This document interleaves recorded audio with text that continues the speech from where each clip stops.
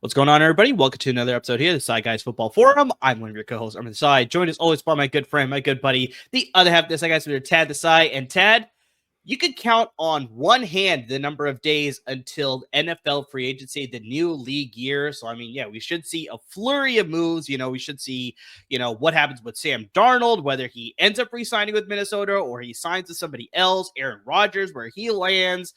Chris Godwin is a big name as far as the wide receiver market. So, yeah, we should see a lot of those preliminary deals happening on Monday, but then deals do not go official until Wednesday, the 12th of March. But free agency is sort of exciting stuff. How do you feel about it? That's crazy. It's only 6 days away. That's crazy. 6 days, your math is a little wrong there for sure. Okay, but I'm sorry. I was born with the extra thumb. How many times do we have to bring this up? You should have drank that radiated water, my friend. It wasn't my fault. But we do have some news to sort of update as far as NFL free agency is concerned before we get to Wednesday when the league year officially begins and you can make deals official here. But Tad, sticking in your division, the AFC South, the Jaguars, they have made a flurry of moves. New GM James Gladstone is just making a lot of moves to really just pare down this roster for new head coach Liam Cohen. So they are releasing defensive back Ronald Darby. Love it. They're planning to release tight end Evan Ingram, who had a fantastic season for them last year. Fortunately, he was hurt a little bit this year, but still played really well when he was healthy. They're also releasing receivers Josh Reynolds and Devin Duvernay. And not too much moving the needle there. But here's the big one, Ted. They have traded Christian Kirk, who they were originally going to release, but they have traded him within the division to the Houston Texans. Damn it! For a 7th round pick in 2026. So it's like they got pretty much next to nothing for it, but just, Christian Kirk is now a member of the Houston Texans, so he stays within the division. But yeah, the Jaguars are moving on from there. So yeah, anybody playing in a dynasty league, this is, Brian Thomas Jr. wide receiver 1 season for you guys if you have him. All right, sticking with some more potential releases here, or hasn't been confirmed yet, but most likely going to happen. Joey Bosa, we talked about this on the podcast before, but looking like he was going to be released. The Chargers have already come out and said that they are planning to release him, so he will be released by the Chargers. The Washington Commanders will possibly be releasing defensive tackle Jonathan Allen. He was supposedly, not Jonathan Allen, Daron Payne. No, it's Jonathan Allen. It's okay. I get those two confused. I'm getting them confused too. It's so confusing. What? Because they both went to Alabama, right? They both went to Alabama, and they both played defensive tackle. So that is the problem that I'm sort of and it doesn't help that the uniforms are also red. So it's just it's like watching you two at Alabama all over again. Like I can't tell. It is Jonathan Allen. I had it right the first time. It's not Daron Payne. It's Jonathan Allen. So he was subject of trade rumors. He wanted to trade during the season, but yeah, it seems like they couldn't make anything happen during this time. So they're just going to release him. Joe Thuney, who's sort of, little bit of a scapegoat during the Chiefs loss as far as they had to play him at tackle. Wasn't the same level of, high skill that he wasn't playing at the interior. So they shipped him off to Chicago. So Chicago is getting some extra protection there for Caleb Williams. He was acquired for a 4th round pick in 2026. So yeah, Kansas City just seemed to want to get rid of him. So that was a very interesting move. Bears also acquired Jonah Jackson, former Pro Bowl lineman for the Los Angeles Rams, also played under Ben Johnson, the new head coach for the Chicago Bears. They acquired Jonah Jackson for a 6th round pick in this year's draft. So they're definitely upping the ante to make sure Caleb Williams does not get sacked. I think it was 68 times this past year, league high. So yeah, they're trying to avoid that. So yeah, we'll see how that all plays out. Maybe they're not done as far as their moves there. Let's get to the NFC West, my division here with the San Francisco 49ers. The Seattle Seahawks DK Metcalf has asked for a trade. Most likely that will be granted. So very curious to see where he will land as far as if they actually grant him a trade there. But they are going to release their other receiver, the veteran receiver, Tyler Lockett. Sort of got usurped by Jackson Smith and Jigba there, Tad. So yeah, it sort of makes sense that they want to move in a different direction to release Tyler Lockett. I saw a headline that he retired. Maybe he'll contemplate retiring. Like, I mean, that's a possibility. I don't see it, out of the realm of possibility. But yeah, as of right now, he will no longer be a Seahawk. They're planning to release him. A couple more notes here, Tad. Trey Hendrickson of the Cincinnati Bengals. There was rumors before Cincinnati Bengals were trying to keep their three big players, T. Higgins, Jamar Chase, and Trey Hendrickson. Looks like they're not going to be able to do that. So they have granted permission for Trey Hendrickson to seek a trade. So yeah, he will possibly be no longer with the Cincinnati Bengals. He led the league in sacks last year. So yeah, I'm very curious to see where he lands, what sort of team will be able to get that sort of production. And then we got to discuss some re-signings and some extensions here, Tad. So we talked about this in our last episode. Zach Bond, we said that he should probably resign with Philadelphia. They re-signed him. So they re-signed into a 3-year deal worth $51 million. So I think that's a smart move. I think it's a smart move. Yep. We found success there. Definitely want to stay there. Max Crosby, he has signed an extension with the Las Vegas Raiders for 3 years, $106.5 million. He is now the highest non-quarterback paid player in the NFL now. And the last one, Bobby Wagner, the veteran, linebacker there, he is re-signing with the Washington Commanders on a 1-year deal worth $9.5 million. So Tad, I sort of threw a lot at you. What do you want to sort of dive into a little bit there? If there's anything there. That was great. I think, well, just in terms of the releases, there was really only one team you brought up. Just seems like the Jags are headed toward rebuild mode. A little bit, yeah. Again. Yeah. Apparently. Yeah. So I think that's what's going on there. In terms of, all the other stuff, first off, the Christian Kirk trade. For the Jags, I guess that was a salary dump move. Same thing with Evan Ingram. I think you also look, Ted, like outside of the first year where he signed at Jacksonville, where he was able to stay healthy the entire year and he had a very good season. He got hurt the previous 2 years. So I wonder if they're just like, yeah, let's move in a different direction. Let's ship him off and get something, right? And yeah, I can also see the salary dump too. Yeah, and something's better than nothing. But I think it's a really smart trade by Houston. I don't think as many people are talking about that as a win for Houston because their receiving core was and still is decimated. Stephon Diggs, in all likely, I really haven't seen a lot of reports. With this trade, I don't think Stephon Diggs comes in. It seems like that's, nil. Is it Tank Dell who's still hurt? I mean, like all the receivers. Yeah, so there was reports that came out that Tank Dell is still, possibly going to need more rehab or possibly another surgery. So he may miss all of 2025 too as well. So God, that sucks for that kid. Yeah. So I think that Christian Kirk, when fed the ball consistently and when he can stay on the field consistently, he's not like amazing, but no, but to pair up with Nico Collins, that's a great supplemental piece. I'm about to give you so much PTSD right now. Oh God. This is the trade that the Rams thought the Allen Robinson signing was. Sorry, Robertson. That was a joke like 3 people will still get. Do you want to guess what team he's with currently? Oh God. He's not Raven. I knew this, but I forgot. What is it? The Detroit Lions. That's right. But because technically, he is a free agent. So yeah, he's not officially with the Lions anymore. That's right. But yeah, he was with the Detroit Lions most recently. Damn. Anywho, and then on the trade market, first off, Trey Hendrickson, that one really, really surprised me. Is that like a payday thing? Because it's not like I know Cincinnati's coming off, a rough season this past season, but they were only 1.5 games out of the playoffs or something like that. I think the big struggle with Cincinnati is that they started so slow because they definitely picked up steam at the second half of the season, but it's like they dug themselves too far into a hole. We're not doing an autopsy on the Bengals. We're not. But yeah, with Hendrickson, he wants the contract extension, wants a little bit more security there, and yeah, he previously asked for a trade. He came back, and then yeah, it seems like they don't want to pay him that much money that he's probably seeking, so that's why they're like, okay, go ahead, seek a trade. Cincinnati's being cheap. Get out of here. But honestly, it's not even them being cheap. It's just they have to pay so many people. They seem pretty like dead set. Because Higgins and Chase are definitely going to command a lot of money if they sign extensions. There. Chase, I think, is probably going to get the highest priority there for sure. Oh yeah, but they seem like more dead set on re-signing Higgins than I gave them credit for. I thought this is what they would do to Higgins. It's just like, all right, sorry, man, go get paid. See ya. So I think Hendrickson's, that's going to be interesting. I saw a report today that Cardinals are front runners.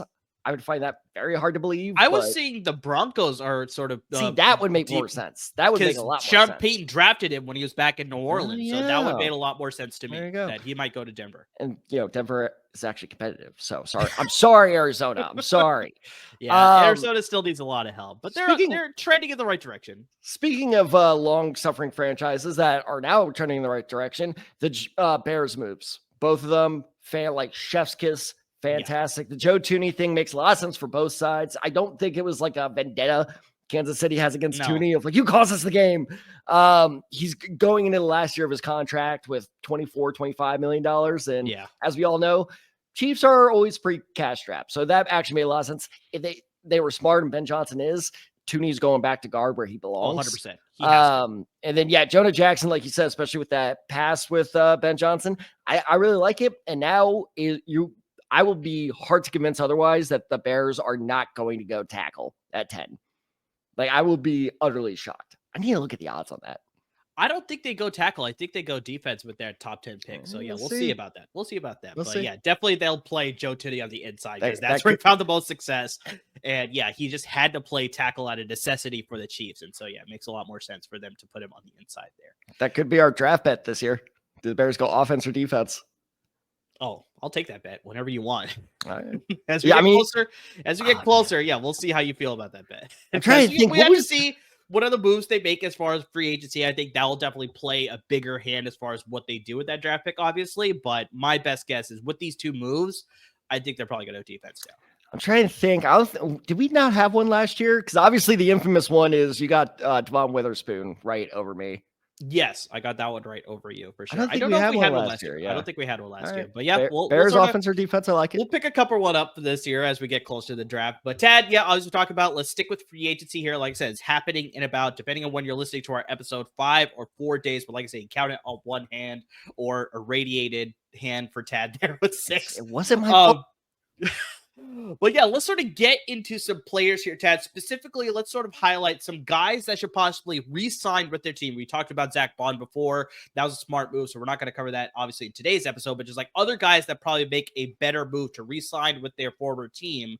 Guys that are probably better off leaving to find other opportunities, and maybe a sleeper signing that's like, maybe may not make a lot of headlines, but could be a very big could pay really big dividends for the team that signs them. So let's start with guys that possibly should re-sign with their former team. Who do you have that sort of fits that category? I really like this pick because it has both good circumstances, like it works out well for both sides, and plus it has loyalty. It just shows that loyalty isn't completely dead in pro sports. It's just on its deathbed.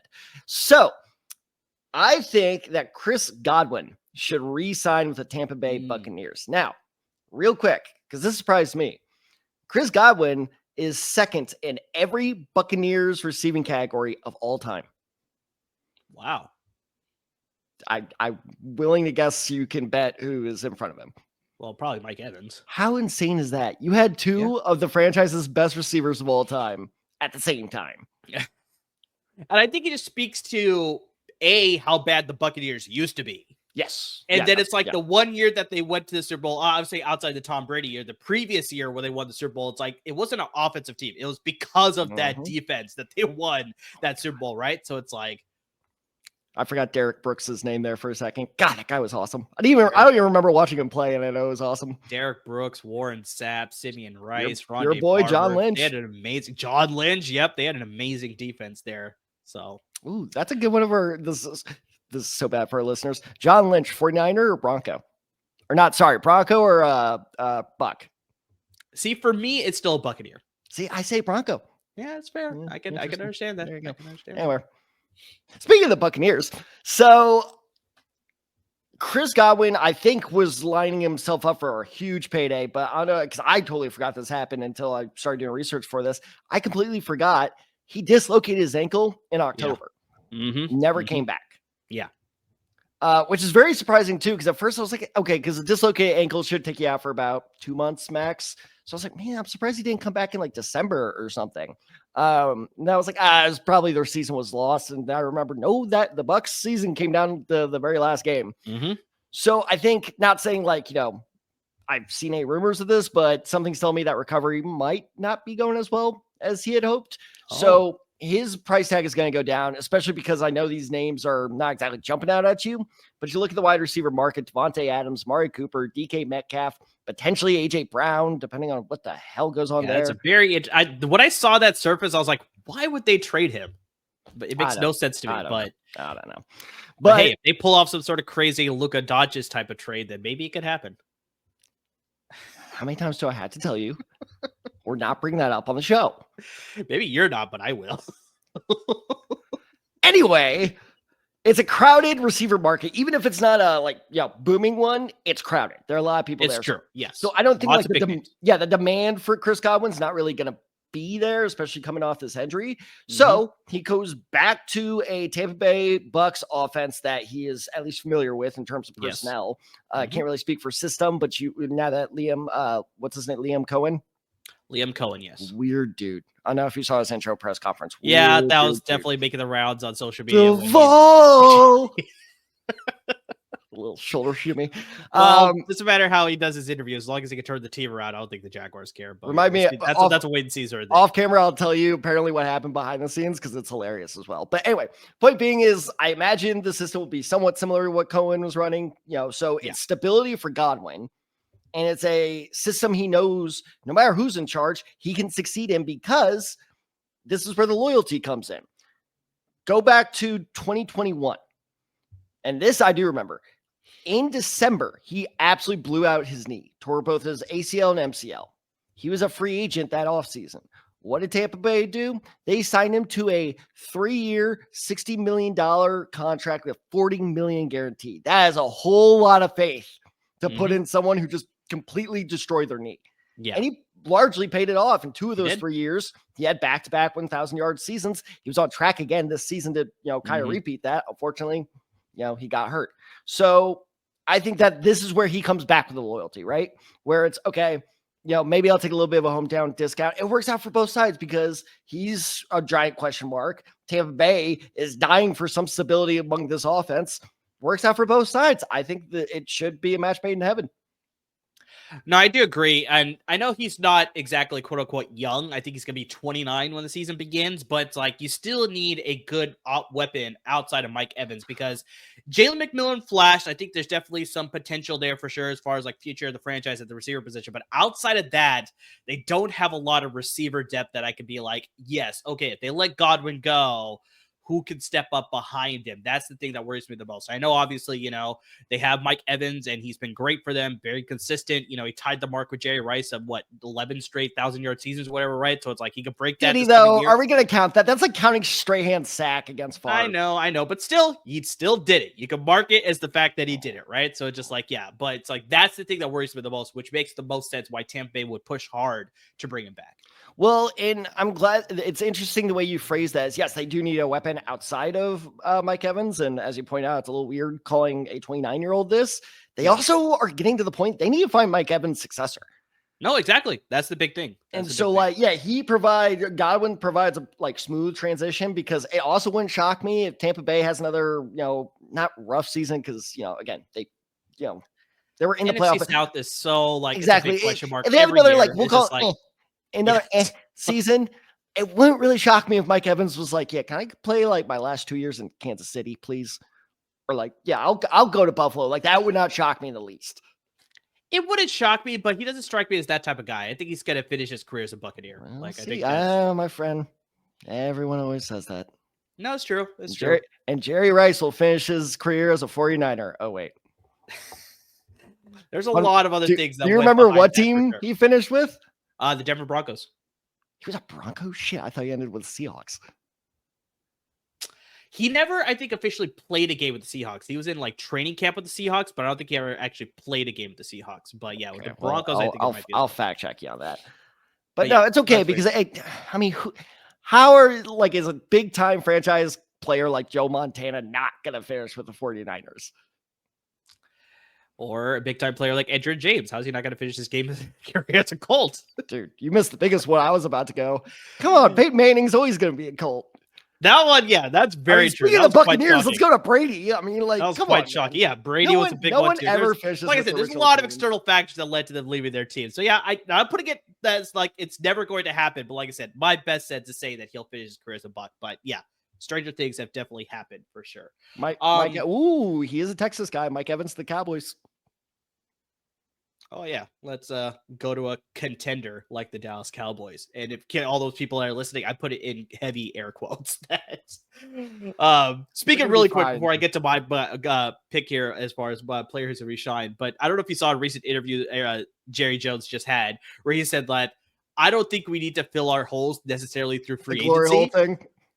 I was like, no, I don't know about that part, but just the fact that he was like, I don't need to fill our holes on our roster through free agency specifically. So I was like, what are you going to do through the draft there? You only have like 7 picks at max unless you do a lot of shifting and moving, which they don't really do. So I was just like, okay, yeah. This is the same thing as last year. Where it's like, go all in, but yeah, you're not really going to compete. So yeah, very surprising. But the thing I was talking to see Dallas fail is always happy. Oh yeah, it's always great.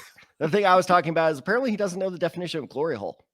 Yeah, I'm pretty sure he might have slipped something in there. But yeah, but I missed that one part. But let me get to my player here, Ted, that players you should resign. So we talked about Zach Bond. I'm going to stick with the Philadelphia Eagles here. I'm going to go with Mekhi Becton, the interior offensive lineman.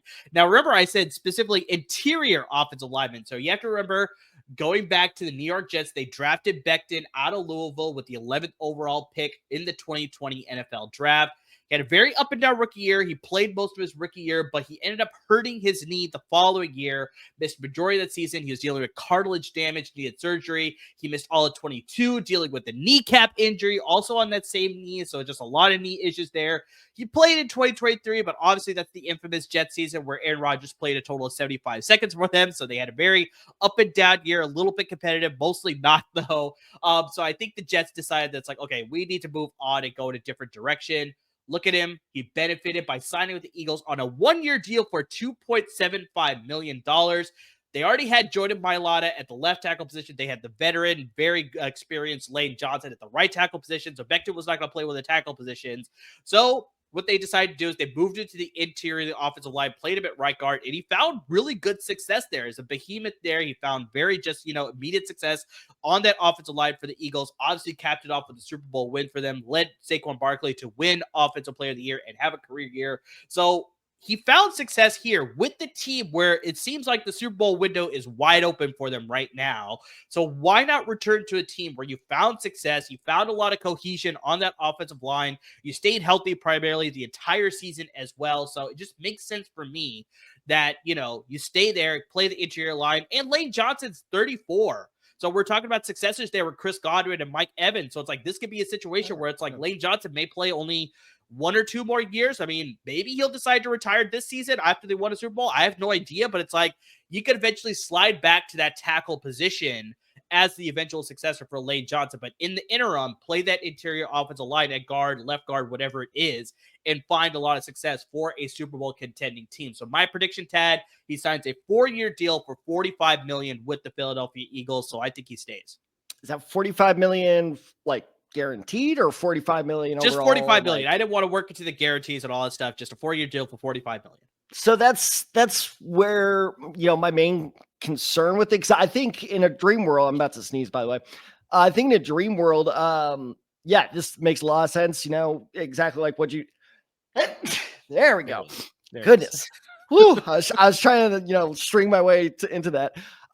No, I think Becton, it would make a lot of sense for him to return because we don't know if he can succeed away from Philadelphia. Yeah. We've seen evidence to the contrary.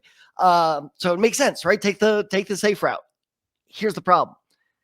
I think he's going to fetch more than 45 mil on the open market. You think so? I think so. I don't think like grossly more, but some team's going to toss him 55 or 60. It could happen. He does have age on his side, and obviously his big, massive, playing size. It's like, Super Bowl winners always get sniped in free agency. It's true. Like people always. You remember when Cleveland gave Paul Kruger like $100 million? I know. I know, but I think just like I said, the big thing here is that people are going to look at the track history with Mekhi Becton dealing with all the injuries and just not playing up to level at the tackle position.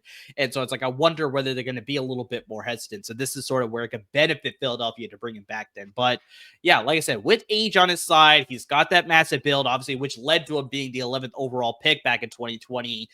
I could see some team, being like, you know what? We could continue your trend in the right direction and we'll put you a tackle where you want to play or whatever it is. And we'll give you a lot more money. So I could see it happening, but if I were Becton's shoes, I'd go back to Philadelphia, but that's neither here or there. Yeah. It's just like, it's how much do you trust yourself? And if I was back then, but that's the thing is like, but we're looking at it from an objective standpoint, none of these guys look at themselves and like, I don't know if I can do it. Like no one in the NFL has that mindset, which is both a good and bad thing. Real quick before you move on, suck it. I was right. You were wrong. You got him flipped. I had him flipped. Okay. Jerry he played 1 year in Seattle, 25 catches for 3 touchdowns. Signed with Denver. Man, and then never saw the field with them. This was a grift. Okay. He signed with Denver, but because of something happened, he didn't have to give any of the money back. Nice. That's the way you do it, Jerry. Good job, Jerry. Damn. He's the GOAT. He's the GOAT. Become a sports agent, man. What are you doing? Oh, gosh. All right, so Tad, we're talking about teams, players obviously leaving teams here. Speaking of Jerry Rice leaving for a couple teams there. Who do you think on the free agency market should leave the team that they were formerly employed by? So who do you think fits that category for you?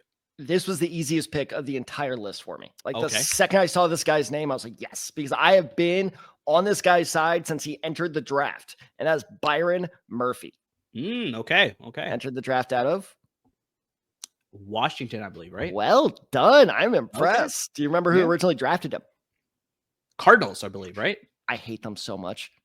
They always draft defense. The past decade, they've always drafted guys where I'm like, oh, that's interesting. And then they never do shit with them. Byron Murphy, Hassan Reddick. Do you remember Zaven Collins? I do remember Zaven Collins out of Tulsa. I thought he was going to be so good. It's true. Well, ruining Jury's still out. Jury's still out. I mean, obviously you can't. Yeah, I don't know. Buda Baker, get out. Get out, Buda. Anyway, so he signed an extension there, so he's not leaving anytime soon. Why, Buda? Poor Buda. Anyway. Shockingly, Arizona did not utilize Byron Murphy all that well, but you could always kind of see those flashes of potential. So what did Minnesota do? Signed at the time what I called maybe my favorite free agency contract of that period, which was a 2-year, $17.5 million deal with Byron Murphy. That was 2 years ago. Since then, actually, no, I'm sorry. I misread that. Last year, Byron Murphy had, and meaning like this past most recent season, had 6 interceptions and 14 pass breakups. Solid. He is quickly turning into one of the best corners out there. I think he can fetch a really good price. I'm talking like 30 to 40 mil, not fully guaranteed, but like in that range. I think it's going to be a high demand because corners is quickly becoming like edge rushers. You can never have too many. I think the market's going to be very hot for him. And you look, and here's the real reason why I think you should leave Minnesota. I think that was like the definition of flash in the pan. I think Minnesota's going to be who we thought they were going to be this year, next year. You with me? They are who we thought they were. They are who we thought they were. They are who we thought they were going to be before they turned out to be who they look like. Still with me? No. Okay. I don't lost you there. Bottom line being is everyone thought that the Vikings were going to suck going into the season, especially after the JJ McCarthy news. Well, there's a reason we thought they were going to suck. It's a very precarious roster. I think they just kind of hit the ground running and just carried that momentum. You look at this offseason facing them. They have 4 corners, including Murphy, hitting free agency. 4. So they're losing 4/6 of their secondary. Did I do that math right? Yeah. Upset alert. You look at their starters on their offensive side, not losing as many. However, 3 of their offensive line starters are scheduled to be free agents. So now offense is facing some question marks. The whole Sam Darnold thing, we still don't know if McCarthy, if it's going to be McCarthy or Darnold. And if it's Darnold, is he going to be able to repeat that performance? I don't know. Yeah. I'm not saying he won't, but Minnesota is just a giant question mark right now. So if I'm Byron Murphy, who is 26 years old, will be 27 when next season starts, this is it. Like, this is probably the first and last big time contract I'm going to get. I want to sign that with a contender that wants me. So I was thinking, I was like, I don't have the figures. I didn't think of that yet. Did me there. But I was like, what is a cool contender he could go to that really needs secondary help? Los Angeles Chargers, anyone? Asante Samuel Jr., Byron Murphy. Oh, pretty dirty. Well, Asante Samuel Jr. is a free agent. There's a lot of rumors that they're not going to resign him. So, good Lord, that defense just got absolutely gutted. Bosa's yeah, gone. Mac's a free agent too, right? Mac is a free agent, yes. Byron Murphy, help him out. Put that Band-Aid on. Could be an interesting move. But yeah, I totally agree with you with your Minnesota take, where it's just like, I think everything just went right for them last year. Their defense played a lot of a factor as far as why they had so much success that they did. And then, yeah, Sam Darnold just absolutely struck gold with just being in that system and just absolutely was able to, play to the level of obviously being a former number 3 overall pick, right? So just whether that can happen again, yeah, that is the biggest trying thing as far as whether, Kevin O'Connell can sort of see that sort of magic again. So, yeah, I wouldn't fault Murphy to test the market to see if there's probably another team out there that could give him a good amount of money, obviously a big chunk of change before he sort of gets to that age where it's like, okay, I don't know if he can see that big contract anymore. So I definitely agree with you here. It's probably better for him to leave and sign with somebody else to get that big amount of money. Now, do you feel better if he signs with a contender, or do you think he feels better, or do you think he'd feel better if he gets for his money and he signs with somebody else? That's weird that you asked that question, because I was just about to suggest this. They're not technically contender, but I could see them quickly turning into a contender. See, this is the difference between good ownership and bad ownership. Yeah. And the irony here is the good owner is being kept out of the Hall of Fame by the bad owner, which means I'm talking about the. Oh, please tell me you saw this story. No. Oh, man, I got a lot to fill you in on. What if he goes to the New England Patriots? Up and coming team. They got quarterback Christian Gonzalez, Byron Murphy. Ooh, that's a pretty good defensive background. Ooh, man, Mike Vrabel would love that. I like Mike Vrabel. Ooh. But yes, Jerry Jones is apparently barring Robert Kraft from the Hall of Fame. Oh yeah, I missed that. No, I had no idea about this at all. Okay, very interesting. Very interesting. Jerry's so jealous. But yeah, I like that move of Byron Murphy moving on. I think that's a smart move for sure. I'm going to stick to the offensive line here, Tag, because I brought up Mekhi Becton as a guy who should re-sign, but I think this guy needs to leave his current situation. If you say Will Fries, I will travel to San Francisco, punch you in the face. Well, go ahead, because I don't live in San Francisco. So whatever. Close enough. I'll find you. Clearly you won't, because you just said San Francisco. Siri, what is Amir's address? Jedrick Wills, of the offensive tackle with the Cleveland Browns. So Jedrick Wills was drafted in that same draft that Mekhi Becton was. He was the number 10 overall pick of that 2020 NFL draft out of Alabama, taken by the Cleveland Browns. He found immediate success. He started 15 games for the Cleveland Browns as a rookie. He ended up missing only 4 games in his first 3 seasons in the NFL. He was a stalwart of that offensive line, just definitely giving them, good power as far as, running the ball and just emphasizing what Kim Stefanski was doing. We're just like hardcore running and playing good defense as well. Like we talked about so much with the AFC North. That's sort of the staple of playing in the AFC North, right? So they're doing that. But unfortunately, in the last 2 seasons, Tad, Wills has dealt with a lot of injuries to his knees as well as his foot. This led him to only playing in 13 games out of a possible 34. So he missed pretty much half of his 2023 season, and he missed probably, I think, a good portion of his last season. I can't give you the numbers. Thank you so much for saying that, because I completely forgot about Jedrick Wills until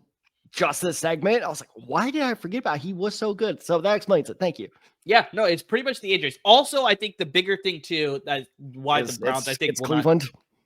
That is, I'll get to that, but I think the bigger thing is just his commitment to playing for the Browns, because there's a lot of questions surrounding his mentality and whether he has the level of talent, because a lot of people are saying that, especially Browns reporters are reading a lot of articles and saying that his talent sort of plateaued. So it's like he wasn't consistently getting better. It's like he got to a certain point, it was just sort of staying there. But there was also a mentality thing. So there's a critical game that they were playing this year against the Baltimore Ravens that I read an article. He had a minor knee injury. He probably could have played, but he actively chose to sit out. He was like, that was sort of he pulled a Richardson. He He kind of did. He tapped the helmet. He was like, no, thanks. I'm not playing in this one. So he was like, that was a business decision for himself. So he specifically said that. Maybe he said that, obviously, with him being a free agent. And I think this is why I'm saying he needs to leave as well, because exactly like you laid out, with all of that, drama surrounding Cleveland, where it's like, they built the team around Deshaun Watson, more of a pass first team. Seems like Jedrick Wills is more suited as a run blocker first than a pass blocker. So it's like, I think maybe that mentality played a factor too. That's probably why Myles Garrett is also looking for a trade. I know that's sort of like a underlying reason as to why he doesn't want to play in Cleveland anymore, because they're putting all their focus on Deshaun Watson, which in one sense, it makes a lot of sense, but in the other sense, it's like based on his level of play, it makes complete no sense either.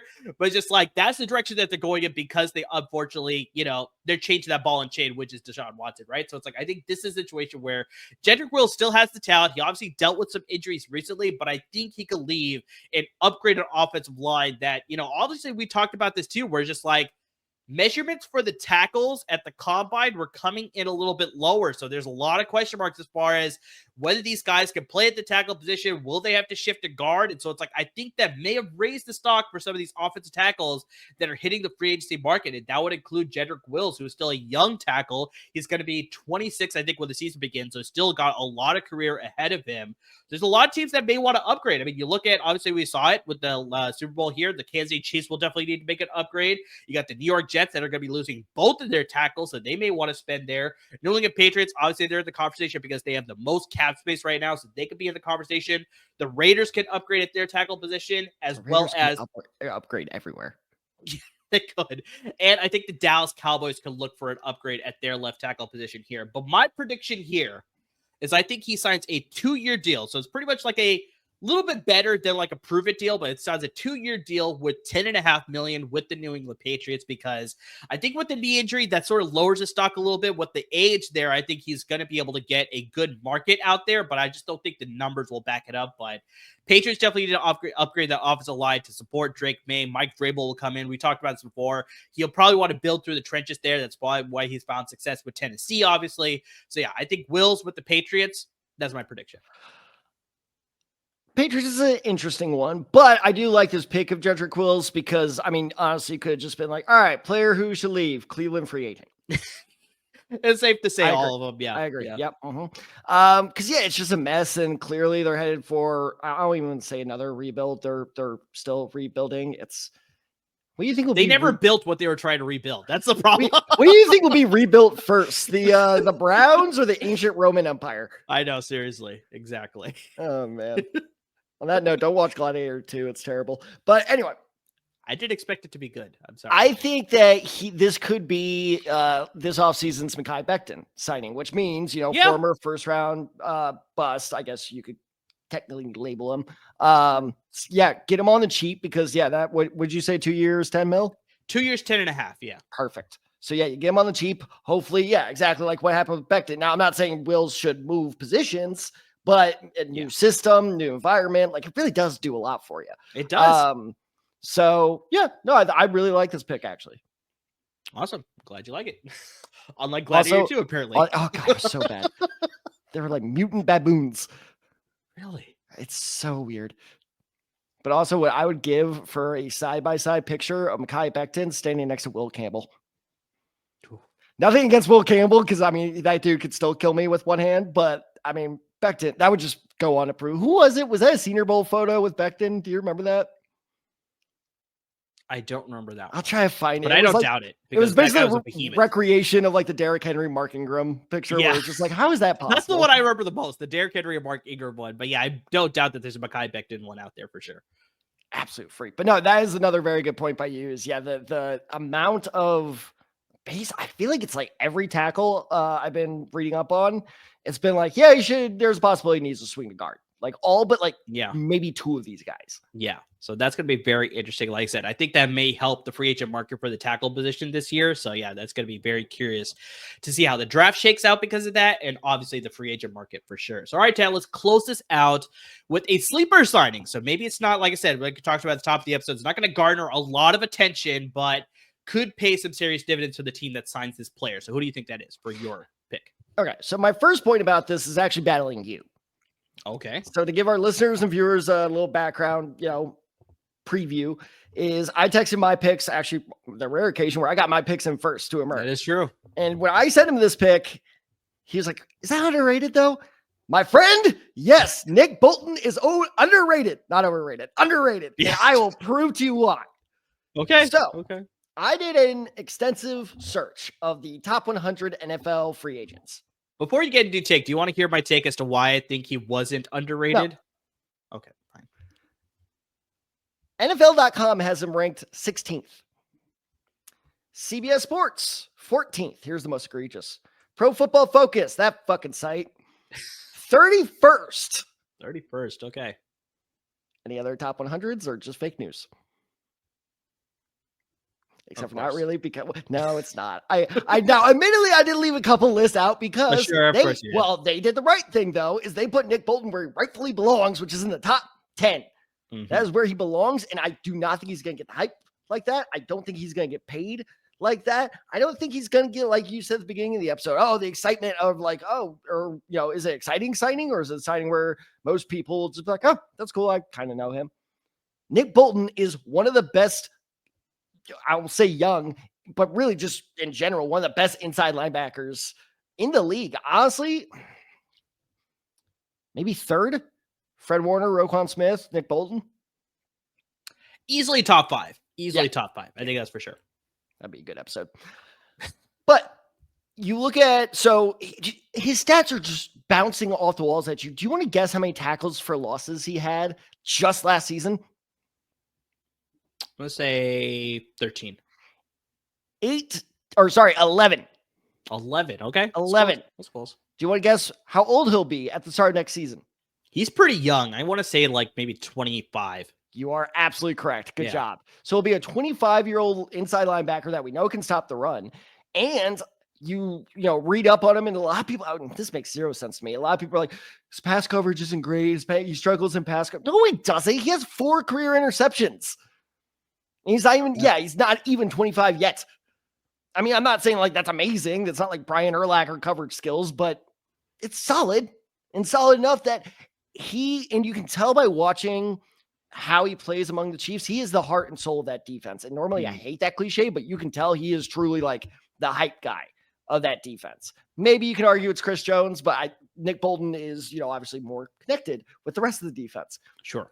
So I think it makes a lot of sense for a young up and coming team to go out and get a guy like this. Because you can get him, I would say, for like 30 mil, when in reality is probably worth closer to 50, in my opinion. So you can get him, in my honest opinion, at a near $20 million discount.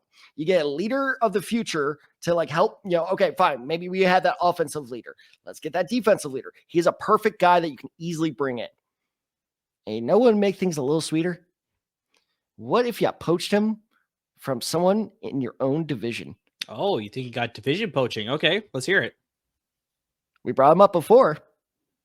The Denver Broncos signed Nick Bolton. Okay. Like I said, they got their offensive leader. We got our boy Nix. Now we need somebody to lead this defense. I know people are going to be like, hey, you have Pat Surtain. Nah. He's not a leader. Have you ever seen a corner be a leader? Defensive player of the year. I think he could emerge. No. Those are two different things. It's Depoy, not, was it Deloy, defensive leader of the year? Yeah, there you go. Yeah, think about that one for a second. But yes, nothing against Pat Surtain, but I think that is just a very good way to anchor your defense. And I don't know if he's going to be a Bronco, but whatever team does end up signing him, and I swear to God, if Kansas City somehow gets him back, it's going to be probably one of my favorite signings of the offseason. Also, because I have to bring this up every time we bring up Nick Bolton, he should have been Super Bowl MVP.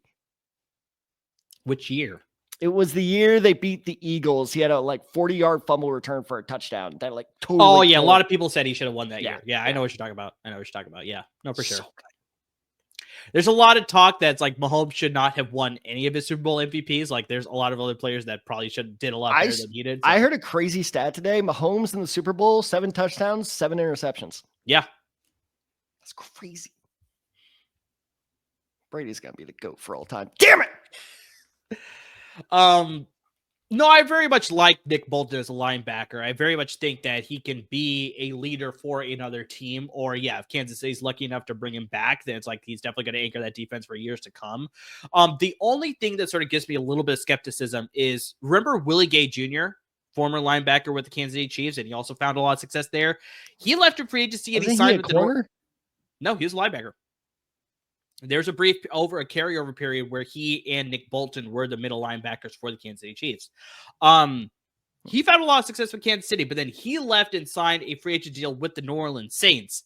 And maybe it's a product of the team that he's playing for, but just he wasn't the same level of high-level player he was in Kansas City. So just like I wonder whether Nick Bolton will feel that sort of same transition point, like, not playing under Steve Spagnuolo, whether he could still play at that same level at another team. Like, that's always something that I just want to throw out there, sort of something to sort of think about. But just, I still love Nick Bolton. Yeah, he's a great linebacker. This is going to come out meaner than I mean it to, but you give these players self-awareness a lot of leeway. Maybe. Or I guess realism. Yeah. Realism is probably a better word. Yeah.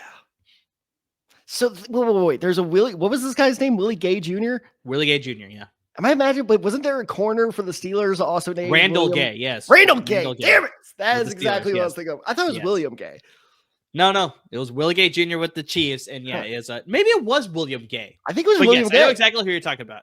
I know exactly who you're talking about, though. Fun fact: TJ Hushmanzada said he was the toughest corner he's ever gone against. Sometimes there's corners that just figure you out, right? It's like not always the biggest name guys too. So it's like, yeah, I probably don't doubt it. I just want to say Hushmanzada. I mean, he was with the Steelers for a long time. Talking about Willie Gay, obviously. William Gay, right? I think that's what we decided his name was. Yeah. So it's like he was with the Steelers for a long time. I think he played with another team too, if I remember correctly. But just like, yeah, veteran experience. So I don't doubt that maybe Hushmanzada struggled the most against him.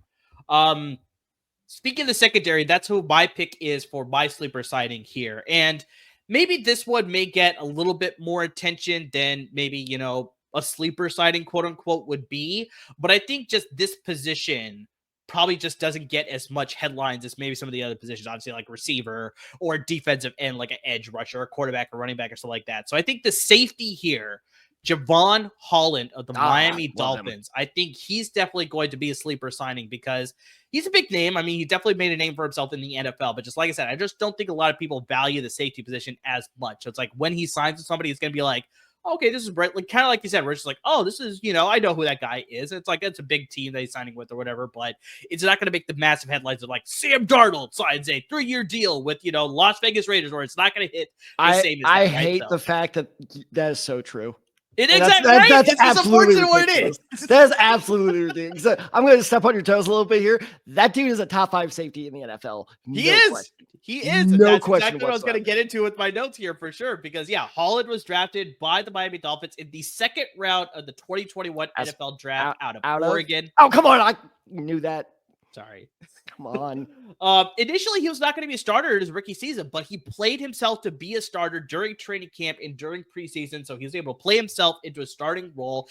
In his first 3 seasons in the NFL, he played under defensive coordinators Josh Boyer and Vic Fangio. He found a lot of success as a run stopper. He also had good coverage skills as well. Fangio eventually was fired by the Miami Dolphins. He was hired by the Philadelphia Eagles. All he did was lead them to a Super Bowl and had probably the best defense in the NFL this past season. So I don't know what you're doing, Miami, but apparently they felt better. Overrated. Yeah, exactly. But apparently they felt better with Anthony Weaver as their new DC. Apparently Holland had his worst performance of his career during the 2024 season. I wonder if it played a factor with the defensive coordinator change there. Just wonder if just, all the changes there just didn't affect his play style as far as, finding success. It sort of found, negative sort of situation there. Switching from you can sort of make that argument. Real quick. Yeah. Fun fact about Anthony Weaver that I'm not sure if you know, he's Sonny Weaver's brother. Yeah, I had no idea about that one. But yeah, that's a stupid joke. Absolutely stupid. I wonder though, it's like we switch from Josh Boyer to Vic Fangio. Fangio's an experienced defensive coordinator, so I wonder if that transition was a little bit easier compared to going from Vic Fangio to now Anthony Weaver, who's also an experienced defensive coordinator, but just like, I just wonder if just the nuances just didn't fit as well with Javon Holland. Regardless, though, the Dolphins are looking to move on from the 25-year-old safety. Let's see what he can sort of hit as far as the open market. They are looking to make some cap space as well, so it is a little bit of a salary move too, to not pursue re-signing him. Mike McDaniel, the head coach, has said that's like they want to bring him back, but I think you sort of have to say that to the media. It's like, oh yeah, we want this guy to go. They're never going to say that, right? But yeah, I think you look at the Raiders. We talked about the Patriots having the most cap space in the NFL right now. The Raiders have the second most. So I could very much see a situation where it's like they want to back up the back end of their secondary there with Javon Holland. Now, your guy, Trevon Merrick, he is a free agent as well. The Raiders do want to pursue to bring him back. Don't do it. But here's the thing. Even if they bring back Merrick, Holland can play next to him because Merrick plays the strong safety position and Holland can play the free safety position. So they can bring both guys back there. You obviously look at Pete Carroll being the head coach of the Las Vegas Raiders now. He found the most success with the Seattle Seahawks with that Legion of Boom defense. So maybe this is sort of a second chance for him to sort of build a type of defense like that with some good safety play, maybe draft some good corners as well. But yeah, I could very much see a situation where the Raiders decide to pursue Javon Holland. They already signed Christian Wilkins for the Miami Dolphins last offseason, so I can see them sort of dipping in that same pool and bringing Holland aboard to play with Wilkins and that defense to be the leader of this defense for years to come. So my prediction is he signs a 4-year deal worth $68 million with the Las Vegas Raiders. Merrick, listen to me. I care about you. I want you to succeed. Which is why you shouldn't go to the Indianapolis Colts. Shut up. I didn't even think of that. That would be awesome. But Merrick, listen to me. Do not go back to Vegas. Oh yeah, Chris Ballard is going to give out that kind of money. Hey, I never said. Yeah, right.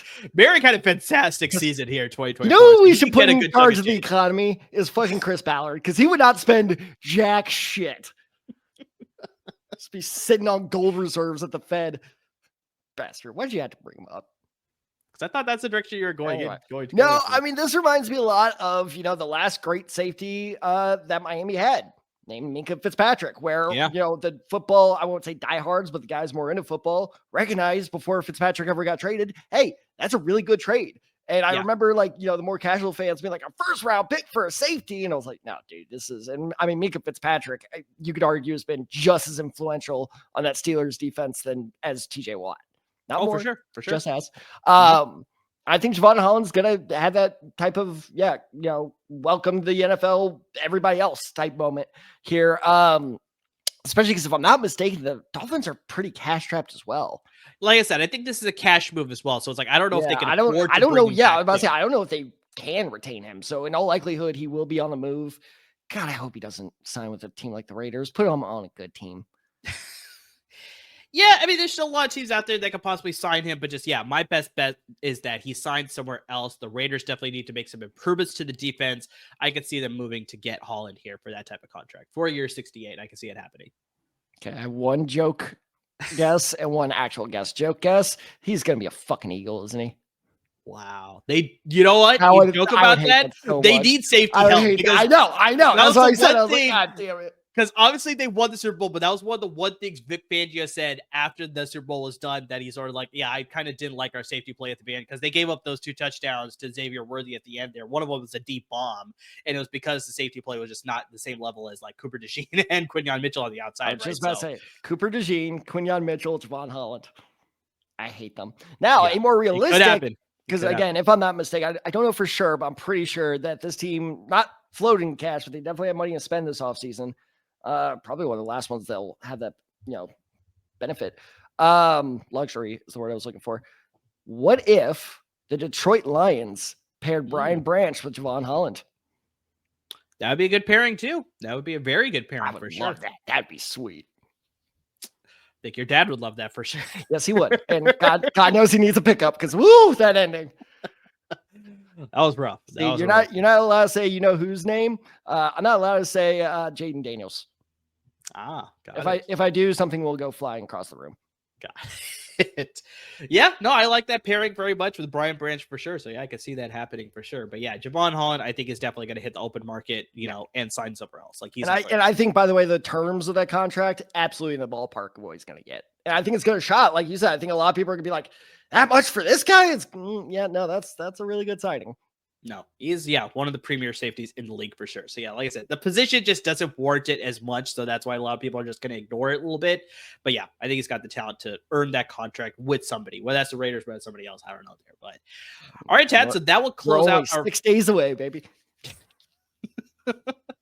Depending on when you're listening, it's either 5 or 4 days. But yeah, very excited for the new league year to begin. Free agency will open. We'll see a flurry of moves. We'll try to keep you best updated with, maybe some Twitter alerts or whatever it is. But yeah, we're definitely keep track of things. Give you a fantasy perspective. We've done this last year as well. So it's like after all these signings happening, it's like, how will this affect the NFL draft? How will this affect your fantasy drafts? Hit us up on our social media handles because we'd love to hear your thoughts as far as what do you think about some of these player signings. So we'll give you an episode with our fresh thoughts as far as, if Sam Darnold signs with the Raiders, like how we feel about Sam Darnold's fantasy stock. If, Javon Holland signs with the Raiders as well, it's like, how do we feel about the Raiders defense now? So it's like, we'll give you all that analysis based on all the moves that happened there. And the Raiders. It just happened to sort of work out there. This is this dude linked that I gave the Holland one there, but Sam Darnold to the Raiders is sort of being linked quite a bit. So it's like, I can't ignore that one for sure. Talk yourself out of $100 million broadcasting deal. But yeah, guys, make sure you're following us on all our social media handles. You got us on Twitter. You got me at UpTheSide23. You got Tad at TadSide94. Got the show handle at TheDecideGuys. And of course on Instagram at TheDecideGuys as well. So like I said, hit us up with your draft takes, your free agency takes. I mean, just anything. If you want us to talk about a certain player when it comes to prospects or free agency moves, and we did cover it in an episode, that is where you can interact with us to let us know what you want us to talk about so we can dive into it a little bit further. Make sure you subscribe to our podcast where we list your podcast, and subscribe to our YouTube channel so we're always up to date with our YouTube videos as well. And guys, make sure you're supporting our parent network at LAFB Network, because without them, there would be no us. They're giving you a lot of great content, especially when it comes to free agency with the Rams and the Chargers. They got you all covered there. Are they going to release Cooper Kupp, or are they eventually going to trade him? They got you covered with all the content there, and definitely on the college football level with the Bruins and the Trojans. But Ted, it's no longer just football anymore. They got you covered with basketball coverage. So they got you covered with the Lakers and the Clippers coverage as they make that stretch. What did I say about mentioning them? I told you cannot mention them, but I'm going to keep mentioning them. So Lakers and the Clippers when it comes to the second half of the NBA season and their push to playoff spots there, and MLB coverage, which will be happening in just a couple of weeks here with Dodgers and Angels coverage as well, guys. So lots of great content coming from a lot of great content producers over at LAFB Network. So support all of them. But guys, to everybody who's already supporting us by listening to the podcast, by watching our videos, by interacting with us on social media, by dropping some comments on YouTube or on our social media handles, whatever it is, anything and everything that you're doing to support the podcast, we cannot thank you enough. You know what starts up soon? What's that? Spring practice, baby. College football is back. There you go. And actually, really quick, how do you feel about some of the teams canceling their spring games or whatever because they want to make it more like the NFL experience or whatever? Like they're trying to push toward that. You hate it? Okay. Hate it. You should know. That's an annual trip for me and my friends to the TCU spring game. It's like it's tradition. But I know Texas canceled theirs, and I think there's another major program that canceled theirs too. I can't remember that one. That's why smaller schools are better because, yes, it doesn't shock me at all that big programs are doing that. Because, with them, it's way more of a hassle. It's way more of an event. At TCU's, you've got maybe 500 people, maybe 1,000 in the stadium. Okay. Like it's not a very full stadium, but it's nice atmosphere. Okay, it's like going to a fair as a kid. Get your face painted like a little horned frog. Really? Did you really do that? No, I did not, but you can. That is actually pretty okay. Got it. Okay. Yeah, they don't sell enough beers for me to do that. But anyway. What's the name of the mascot? I don't think he has a name. Super Frog. He has to have a name. He has to have a name. It's Super Frog. There's no way he would not have a name. Super Frog. Okay, got it. That's why I was like, hey, is that really a name? Anyway, if you want great, I promise, more riveting college football talk than that, you should check out Salute to Troy on the exact same network where you find wherever our podcast is. You can find the Salute to Troy podcast where Amir's friend Al gives great USC breakdowns. So with USC spring training coming up, I'm sure he's going to have so many great previews and players to watch out for. And also, as we get closer to the draft, he's going to bring us in and we're going to talk USC players specifically with the draft, but it's going to be on his podcast. You will not be able to find it over here. So be sure to check that out. And if you are a Rams fan and want some pretty instant, pretty great analysis of whatever's going to go down next week, you need to check out LA Podfidential, hosted by Chauncey Talese, because, man, he is on it when it comes to the offseason. He reacts quicker than, he is the newsbreaker in the company Slack. He always is the one that's like, oh, this just happened. He's LAFB's Schefter. Ooh, that's good. That's good.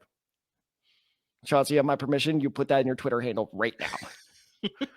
But be sure to check him out as well. And as always, everyone, thank you so much for listening. Thank you so much for watching. And please stay safe, everyone.